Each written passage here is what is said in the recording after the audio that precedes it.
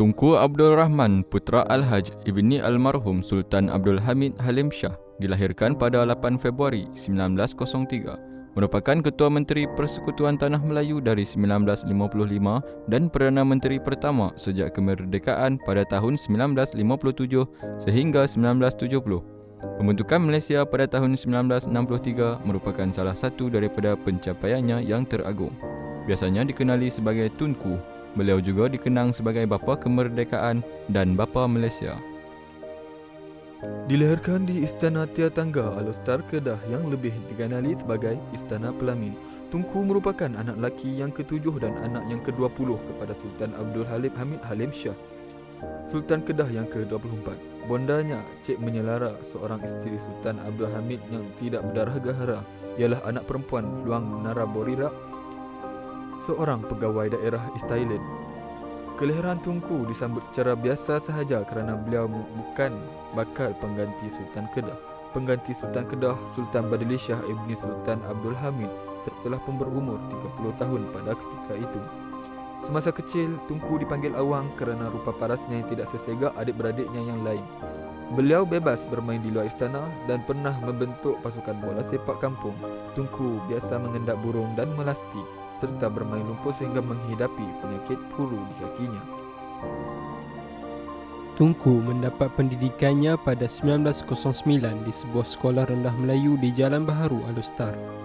Biasa berbahasa Siam di rumah, beliau belajar bahasa Melayu di sekolah itu. Seorang guru pula datang ke rumahnya untuk mengajar bahasa Inggeris. Tunku kemudian berpindah ke sebuah sekolah kerajaan bahasa Inggeris yang kini dinamakan Kolej Sultan Abdul Hamid, Kesah. Di sini, beliau belajar di sekolah pada waktu siang dan belajar Al-Quran pada waktu petang. Pada tahun 1913, sewaktu berumur 10 tahun, Tunku dihantar ke Bangkok untuk menetap bersama Tunku Yusuf Ibni Sultan Abdul Hamid, abang sulungnya, dan belajar di sekolah Tafsirin Tawad. Pada tahun 1915, Tunku pulang dan meneruskan pendidikannya di Pening Free School. Antara gurunya ialah SM Zainal Abidin, seorang yang aktif. Beliau menyertai pengakap dan kor kadet. Pada tahun 1919, ketika berumur 16 tahun, Tunku menerima beasiswa negeri Kedah untuk melanjutkan pendidikannya di College S. Catherine di University Cambridge. Beliau merupakan penuntut pertama untuk menerima pendidikan di United Kingdom di bawah tajaan Kerajaan Negeri Kedah.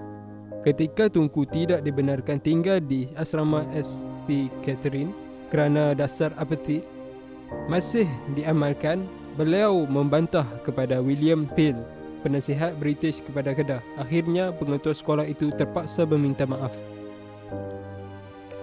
Dari segi berpakaian, Tunku agak keberatan. Semasa beliau dihantar ke England, tiada sepasang pun baju Melayu yang dibawa. Tunku dan keluarganya hanya menempah pakaian barat di kedai Bridge Heart di Pulau Pinang. Ketika di England, Tunku amat berlainan dengan Sultan Perak yang berbaju Melayu, siap bertengkolok. Mula-mulanya, Tunku mengambil jurusan undang-undang bersama rakannya Ivor Jennings, Sir H.B. Davies dan George Brown, tetapi kemudian bertukar kepada jurusan sastra. Beliau suka bersia-sia dengan motosikal Riley Sport dan kereta mewah dan melakukan 28 kesalahan trafik jalan raya semasa berada di Cambridge. Tunku tidak dapat menduduki peperiksaan akhir ijazah sarjana muda kerana terlupa jadual waktu peperiksaan. Dengan bantuan dan kerjasama daripada sahabatnya, Taib Anda, beliau memperolehi ijazahnya pada tahun 1925. Pada tahun 1927, Tunku dihantar semula ke England untuk belajar undang-undang di University Cambridge kerana keluarganya tidak berpuas hati dengan keputusan yang lalu. Beliau lulus semester pertama dalam jurusan undang-undang di Inner Temple pada tahun 1930.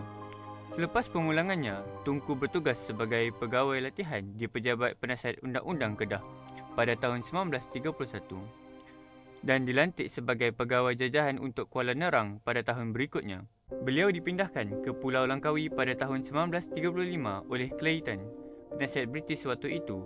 Pada tahun 1937, Tunku bertugas sebagai pegawai jajahan di Sungai Betani bersamping bertindak sebagai hakim daerah dan pengurusi Lembaga Kebersihan Sungai Betani. sebuah masjid di Sungai Petani telah dinamakan Masjid Rahmaniah sempena nama Tunku. Pada tahun 1938, Tunku pergi semula ke England buat kali yang ketiga untuk menyambung pelajaran undang-undangnya. Antara teman-temannya ialah Sardon Haji Jubir. Beliau kembali ke Kedah pada tahun 1939 kerana terdapat berita bahawa perang akan meletus di Eropah. Pada tahun 1940, beliau dilantik sebagai Timbalan Pengarah Perkhidmatan Pasukan Kawalan Am Selatan Kedah. Pada 9 Disember 1941, Tunku menyorokkan Sultan Abdul Hamid Halim Shah, ayahandanya yang ketika itu berumur 80 tahun. Sewaktu pegawai British hendak membawanya ke India, bagi beliau tidak wajarlah seorang sultan melarikan diri daripada tanah airnya sewaktu peperangan. Berpakaian tentera utara Australia, Tunku menculik ayahandanya yang ketika itu bersama dengan Syed Abu Bakar Al-Idrus, seorang merinyu kesihatan Kedah dan menyembunyikannya di Sedim, dekat dengan Kulim di bawah jagaan penghulu Wahab. Tunku Badli Shah, pemangku Raja Kedah, tidak berpuas hati dengan tindakan Tunku yang membelakangkannya sebagai bakal pengganti Sultan Kedah. Tukar pada 19 Disember 1941, Sultan Abdul Hamid dibawa semula ke Alor. Dia pun mengiktiraf baginda sebagai Sultan Kedah, tetapi pentadbirannya diletakkan di bawah Gubernur dan tentera Jepun. Sultan Abdul Hamid mangkat pada tahun 1943 semasa Jepun memerintah. Tunku kekal sebagai pegawai jajahan Kulim tetapi ditemani oleh Ohata, seorang pegawai Jepun yang pernah menjadi gunting di Pekan Alor. Tunku menyambung semula pendidikannya di Inner Temple pada tahun 1947. Suatu tempoh itu, Tunku bertemu dengan Abdul Razak Hussein. Beliau dipilih sebagai Presiden untuk Persatuan Pelajar Melayu Britain dan Abdul Razak yang berumur 26 ketika itu dipilih sebagai Setiausaha. Semasa itu, Tunku menyertai Persatuan Pelajar India Islam yang menuntut kemerdekaan India. Beliau juga berkempen untuk Lord George Jurith, seorang calon Parti Liberal. Tunku akhirnya dilayakkan menjadi peguam pada tahun 1949. Setelah belajar 25 tahun, barulah Tunku layak menjadi peguam. Seorang yang bersemangat kesukanan, Tunku memulakan pertandingan bola sepak antarabangsa yang digelar Pesta Bola Merdeka pada tahun 1957. Pada tahun berikutnya, beliau dipilih sebagai Presiden pertama untuk Konfederasi Bola Sepak Asia AFC, jawatan yang disandang beliau sehingga 1976. Pada Januari 1931, Tunku telah dilantik sebagai kadet dalam Perkhidmatan Awam Kedah. Kemudian, beliau dipindahkan ke Kulim sebagai penolong pegawai daerah di Kulim. Tunku menumpukan banyak masa beliau melawat daerah itu dan mengenali masalah petani yang membentuk 90% penduduk. Tunku juga menumpukan masanya untuk menyiapkan peperiksaan undang-undang kadet untuk layak mendapat promosi. Beliau mengambil peperiksaan dan menyerahkannya pada percubaan pertamanya. Sekitar setahun kemudian, Tunku dinaikkan pangkat sebagai pegawai daerah Padang Terap. Jawatan pegawai daerah Padang Terap tidak popular kerana Kuala Nerang mengalami malaria. Sebaik sahaja Tunku mengambil alih daerah itu, beliau memberi arahan untuk membuat tinjauan yang dibuat dari rawa yang bersempadan dengan bandar itu, memperolehi anggaran untuk mengurusnya dan memohon kepada Sekretariat Negeri bagi dana yang diperlukan. Malangnya, permintaan untuk dana Tunku ditolak. Beliau menulis lagi pada Sekretariat Negara, meminta dana itu disediakan untuk mengurus rawa dan menyingkirkan Kuala Nerang dari tempat pembiakan utama pembawa malaria. Kali ini wang itu datang dan kerja itu dijalankan di bawah penguasaan Tunku. Oleh kerana hakikat bahawa Tunku Ibrahim Bupati diketahui sangat menentang perkahwinan bercampur-campur dan kerana terdapat hukuman di Kedah yang melarang anggota keluarga diraja untuk berkahwin dengan orang bukan Melayu tanpa persetujuan terlebih dahulu, Raja atau Bupati Violet tinggal di Pulau Pinang. Pada tahun 1934, Bupati meninggal dunia secara tidak sengaja dan berjaya sebagai Bupati oleh Tunku Mahmud, adik lelaki Sultan, yang lebih luas dan memberi persetujuan terhadap perkahwinan itu. Ini membolehkan Violet berpindah ke Kuala Nerang Tetapi setiausaha kepada kerajaan menunjukkan ketidaksetujuannya dengan memindahkan Tunku ke pejabat pegawai daerah terpencil di Langkawi. Daerah ini terdiri daripada sekelompok pulau, penduduk yang kurang penduduk, jarang ditanam dan tanpa jalan raya. Apabila Tunku memohon dana kerajaan untuk membangunkan Langkawi, permohonannya ditolak. Tunku memenangi kerjasama daripada orang awam di semua masyarakat menyebabkan pembinaan sebuah jeti dan kemudiannya membuka beberapa jalan tanah menggunakan wang dan bahan yang dikumpulkannya. Penasihat British pada masa itu, S.W. Jones, melawat Langkawi dan sangat kagum dengan inisiatif Tunku bahawa beliau memujuk Majlis Negeri untuk memindahkan dan mempromosikannya ke Jawatan Pegawai Daerah Sungai Petani, daerah kedua yang paling penting di Kedah. Tunku tidak lama lagi menjadi pegawai daerah yang paling terkenal Sungai Petani yang pernah dikenali. Pesuruhjaya Polis di Kedah bertempur dengan Tunku dan menyeru setiausaha kepada kerajaan untuk mengadu tentang Tunku. Ini menyebabkan Tunku dipindahkan ke Kulim sebagai pegawai daerah. Selepas pulang ke Malaya pada tahun 1949, Tunku ditugaskan untuk bekerja di sebuah pejabat pegawai undang-undang di Alor Setar. Beliau kemudian meminta perpindahan ke Kuala Lumpur di mana beliau menjadi timbalan pendakwa raya dan selepas itu dilantik sebagai Yang di-Pertuan Mahkamah Seksyen. Dan tempoh itu semangat nasionalisme bertambah hebat di kalangan kaum Melayu di tengah-tengah pengisytiharan penubuhan Melayu Union oleh Britain. Datuk On Jaafar mengetuai Pertubuhan Kebangsaan Melayu Bersatu UMNO untuk menentangi Melayan Union dan Tunku menyertai partinya. Pada Ogos 1951, suatu krisis di dalam UMNO memaksakan Datuk On meletakkan jawatan sebagai Presiden Parti dan Tunku dilantik sebagai Presiden yang baharu. Beliau memegang jawatan itu selama 20 tahun. Hari terawal sebagai Ketua Menteri, Pesuruhjaya Tinggi Donald McGillivray menjemput Tunku ke rumah raja untuk perbincangan rasmi pertama pada hari Ahad 31 Julai. Tunku menyerahkan Pesuruhjaya Tinggi untuk senarai 11 menteri kabinet, 6 orang Melayu, 3 orang Cina dan 2 orang India. Senarai itu masih perlu diserahkan kepada raja untuk persetujuan rasmi mereka yang akan mengambil sedikit masa.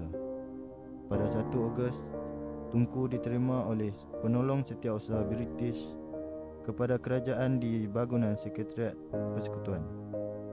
Pada 9 Ogos, Tunku membuat siaran pertamanya ke negara itu dari struktur kayu lama di Young Road, Kuala Lumpur. Semasa siaran, beliau berkata, "Saya amat bertekad untuk berusaha untuk mandiri dan kemerdekaan secepat mungkin dengan cara perlembagaan. Orang lain telah berkuasa untuk melawan kuasa penjajahan sebelum mencapai kebebasan mereka dan ini tidak perlu dimelayu. Perikatan telah membuktikan bahawa mereka mempunyai sokongan sekurang-kurangnya 80% penduduk dewasa dan 3 komuniti utama bekerja rapat di semua peringkat untuk memenangi pemilihan. Saya akan mengambil kesempatan untuk meminta setiausaha negara yang baru untuk koloni untuk mengatur perbincangan perlembagaan di London secepat mungkin kerana perlembagaan persekutuan sekarang boleh dilaksanakan semasa lawatannya ke Kuala Lumpur." Darurat Tanah Melayu terus menghalang kemajuan dan menelan dana yang harus digunakan untuk pembangunan dan saya akan berusaha sebaik mungkin untuk mengakhiri kecemasan melalui inisiatif baru. Akhirnya, saya memberi jaminan kepada pegawai kerajaan yang dimiliki oleh parti politik lain bahawa mereka tidak mempunyai alasan untuk takut tidak setuju secara rasmi. Terdapat satu lagi pemilihan umum di United Kingdom yang dimenangi oleh konservatif. Allen Lennox Boyd adalah setiausaha negara yang baru untuk koloni-koloni. Beliau akan melawat Malaya dan hadir di mesyuarat Majlis Perundangan baru pada 1 September. Pada pertemuan informal pertama mereka di Rumah Raja di Kuala Lumpur, Tunku mendapati dalam setiausaha negara yang baru suatu pertalian yang tidak dijangka. Mereka mampu bercakap dengan bebas dan mereka berkongsi rasa humor. Lennox Boyd bersetuju mengadakan rundingan perlembagaan di London pada Januari 1956 dengan syarat raja-raja diwakili. Ketika raja-raja bertemu di persidangan mereka di Kuala Lumpur pada September 1955, Tunku mencari dan diberikan penonton istimewa. Tunku meminta raja-raja untuk melantik wakil-wakil bagi rundingan perlembagaan yang akan diadakan di London. Ketika hari untuk ceramah semakin dekat, rancangan perjalanan telah dibincangkan. Pada tahun 1954, Tunku mengetuai sekumpulan perwakilan ke London untuk memperolehi kemerdekaan Malaya. Bagaimanapun, percubaan sulung itu tidak berjaya. Pada tahun yang berikut, pilihan raya persekutuan yang pertama diadakan. Parti Perikatan yang pada saat itu merupakan parti campuran UMNO dengan MCA memenangi 51 daripada 52 kerusi yang ditandingi. Tunku dilantik sebagai Ketua Menteri Malaya yang pertama, MIC yang mewakili kaum India, kemudian menyertai Parti Perikatan pada tahun 1955. Pada tahun 1955, Tunku membuat lagi satu perjalanan ke London untuk berunding tentang kemerdekaan Malaya. Pada kali ini, beliau berjaya dan 31 Ogos 1957 diputuskan sebagai tarikh kemerdekaan. Sewaktu bendera British diturunkan di Kuala Lumpur pada hari kemerdekaan, Tunku mengetuai orang ramai untuk menyorak merdeka. Gambar-gambar Tunku dengan tangan yang diangkat naik dan perakaman suaranya yang penuh emosi tetapi berazam mengetuai sorakan kini merupakan lambang kemerdekaan Malaysia yang biasa. Selepas kemerdekaan, Tunku mendominasikan politik Malaya dan memimpin Parti Perikatan ke kemenangan besar dalam pilihan raya umum pada tahun 1959 dan 1964. Pembentukan Malaysia pada tahun 1963 merupakan salah satu daripada pencapaian Tunku yang teragung. Tunku pertama sekali mencadangkan sebuah persekutuan Malaya, Singapura, Sabah, Sarawak dan Brunei dalam ucapannya kepada Persatuan Wartawan Asing Asia Tenggara pada tahun 1961 di Singapura. Pada 16 September 1963, dengan persekutuan negeri-negeri tersebut kecuali Brunei, beliau menjadi Perdana Menteri Malaysia yang pertama. Bagaimanapun, faktor-faktor perkauman bertambah buruk dengan kemasukan Singapura yang menaikkan bahagian kaum Cina sehingga hampir-hampir 40%. Kedua-dua UMNO dan MCA berasa tegang terhadap daya tarikan Parti Tindakan Rakyat PAP pada waktu itu. Diperlihatkan sebagai sebuah parti sosialis yang radikal. Lee Kuan Yew kepada pengundi-pengundi di Malaya. Untuk mengatasi kebimbangan itu, Parti Perikatan mencuba membentukkan sebuah parti di Singapura untuk mencabar kedudukan Lee di sana. Sebagai gerak balas, Lee mengancam bahawa PAP akan menyertai pilihan raya persekutuan 1964 di Malaya. Walaupun terdapatnya perjanjian awal bahawa beliau tidak akan berbuat demikian. Ini membangkitkan kemarahan Tunku yang mendesak supaya Singapura meninggalkan Malaysia. Pada 7 Ogos 1965, Tunku mengumumkan kepada Parlimen Malaysia di Kuala Lumpur bahawa Parlimen haruslah mengundi untuk menyokong peninggalan Singapura daripada persekutuan. Dalam perkataannya, Parlimen haruslah memilih untuk memutuskan semua pertalian dengan sebuah kerajaan negeri yang tidak mempertunjukkan sebarang kesetiaan kepada kerajaan pusat.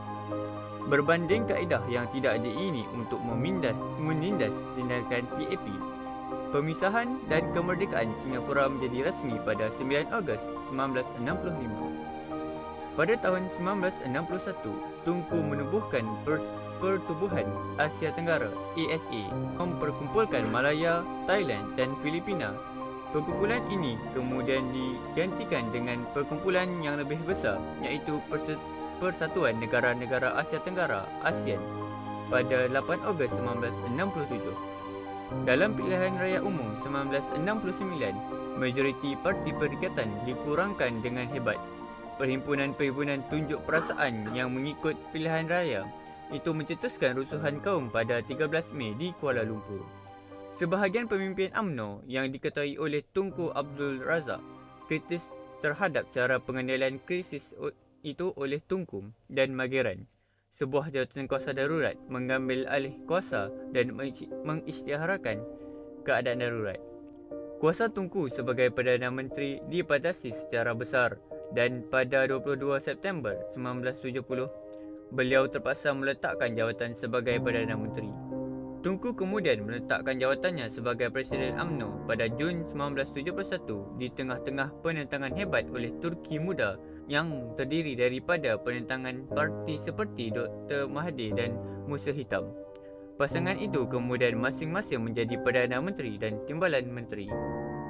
Selepas menjadikan Islam sebagai agama Malaysia yang rasmi pada 1960, Tunku mengasaskan Pertubuhan Kebajikan Agama Islam (PERKIM), sebuah pertubuhan untuk membantu mualaf Islam untuk menyesuaikan diri kepada penghidupan baru. Beliau memegang jawatan Presiden PERKIM sehingga setahun sebelum kematiannya. Pada 1961, Malaysia menjadi tuan rumah kepada pertandingan membaca Al-Quran peringkat antarabangsa. Yang pertama, suatu peristiwa yang diperkembangkan daripada gagasan Tunku sewaktu beliau mengadakan pertandingan tahap negeri yang pertama di Kedah pada tahun 1951. Pada 1969, Tunku membantu menubuhkan Pertubuhan Persidangan Islam (OIC) dan dilantik sebagai Setiausaha Agung yang pertama. Beliau kemudian menubuhkan Bank Pembangunan Islam sebagai sebuah institusi yang khusus di dalam OIC. Tunku juga merupakan Presiden Majlis Dakwah Islamiah Serantau Asia Tenggara dan Pasifik dari 1982 sehingga 1988. Dalam tahun-tahun terakhirnya, Tunku tinggal di sebuah rumah di Pulau Pinang. Apabila sakit, beliau dirawat di Hospital Besar Kuala Lumpur. Baginda mangkat pada 6 Disember 1990 suatu berumur 87 tahun pada jam 10.25 malam kerana sakit penat. Jenazah baginda dibawa ke kediamannya di Bukit Tunku dan esoknya disemadikan di makam Diraja Langgar Alostar.